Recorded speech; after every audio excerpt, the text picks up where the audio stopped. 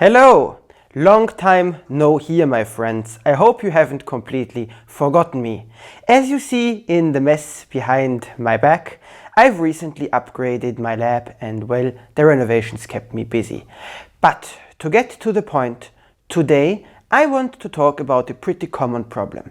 Namely that if you have surface mount components, be that light emitting diodes or anything else with two poles, how you can easily make them available for evaluation on a breadboard or something similar.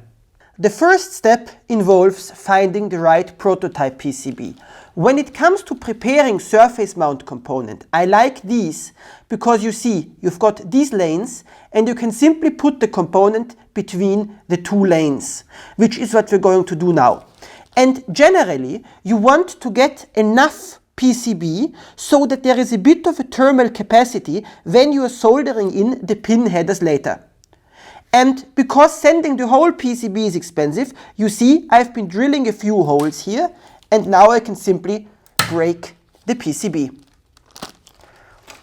And so we've got the first step done, the PCB is broken apart. The next gotcha which we need to be careful of is this. You see here that the LED is marked clearly on the package. When you are dealing with surface mount components, the moment when they leave the package, all traceability goes out the window. So you need to make yourself a piece of paper where you just note down each LED which you solder in. So here, for example, we've got this one here and I'm just going to note this down.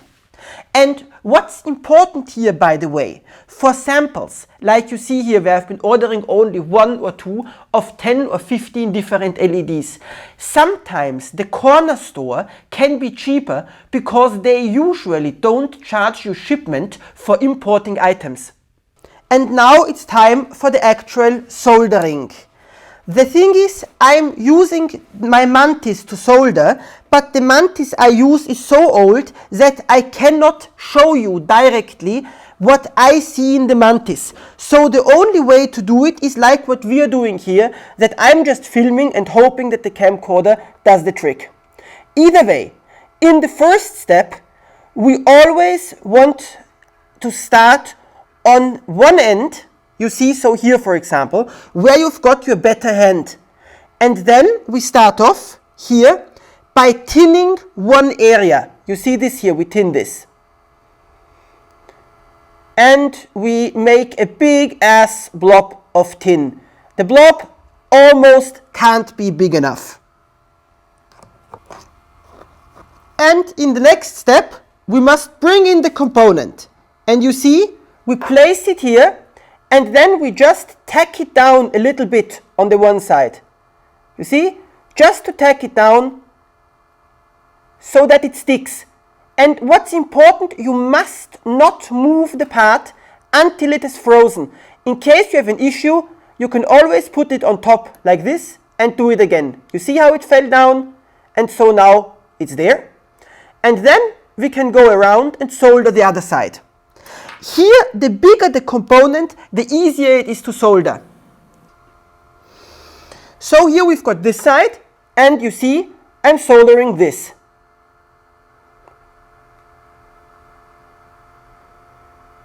And you see here, I've got it soldered down decently well. So now this is sorted, the component goes back into its bag, and we can rinse and repeat the process with another LED. You see, again, we start off with tin. Oh, my hands tremble, don't get old. Start off by tinning the shit. And again, you see, I bring in the component, place it down, warm it up, just drop it a little bit, maybe go over again like this. And then I can solder the other side. And in practice, if I have the feeling that one side isn't done perfectly, I do the other one and then I return to the first side. What's very important to keep in mind is that, as you see here, the diode is a connection between these two pads. And especially with small SMD components, the heat can flow through from here to here, causing the other side of the thing to melt. And this is a problem which you must keep in mind when working with these surface mount things. But the way to get around it is simply to solder as fast as you can. And this is exactly for what the doctor has asked. Now we get a very, very small component. And you see how I handle that. Lot of tin, because I want to make it difficult for heat to be transferred.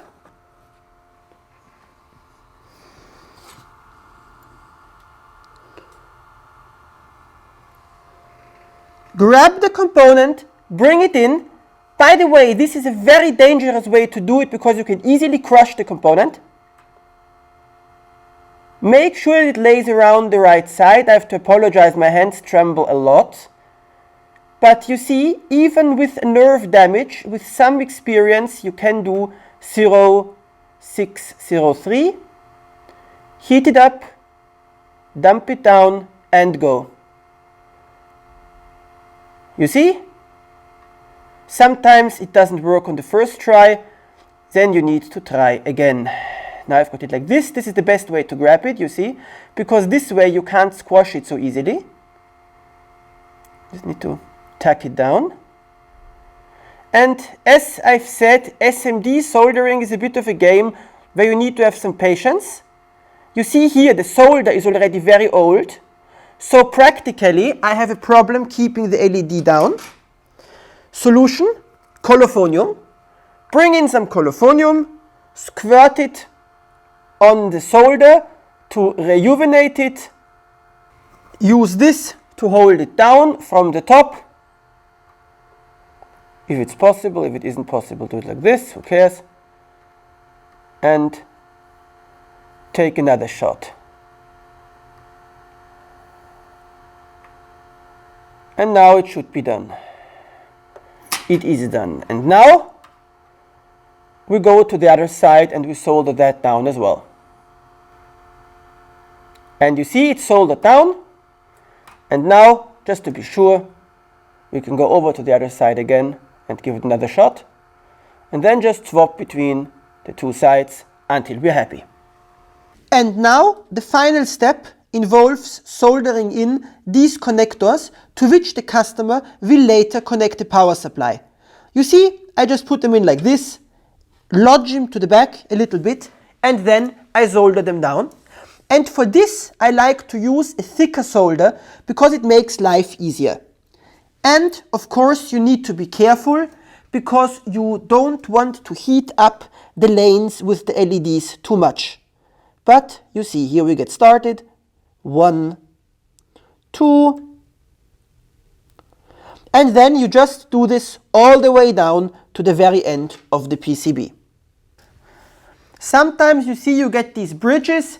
If that happens, just, well, that's basically through-hole work anyways. So, as you see here, the very small LED is the one which is going to give us a bit of extra trouble, but generally all of this is just normal through-hole soldering. And then you see here the final result.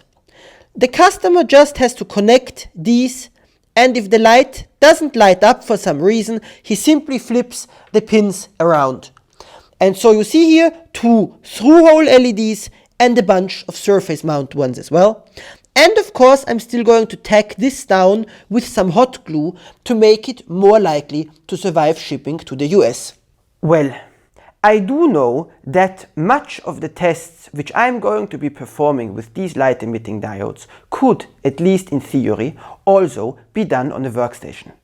My practical experience, however, is that in many, if not most cases, it's often much faster to just grab some test equipment and get to work.